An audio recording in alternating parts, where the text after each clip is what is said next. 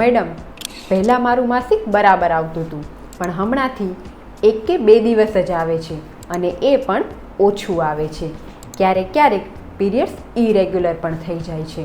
મિત્રો, આ સમસ્યા આજના સમયમાં અનેક બહેનોમાં જોવા મળે છે અને તેનું મુખ્ય કારણ છે હોર્મોન ઇમ્બેલેન્સ થવા. જો તમે તમારા હોર્મોનને બેલેન્સ કરવા માગો છો તો આ 4 કામ કરવાનું આજથી જ ચાલુ કરી દો. નંબર 1, કબજિયાત ન રહેવા દો. તેના માટે તમારી પ્રકૃતિ મુજબ ત્રિફળા, હરડે, એરંડિયું કે કાળી દ્રાક્ષ લો.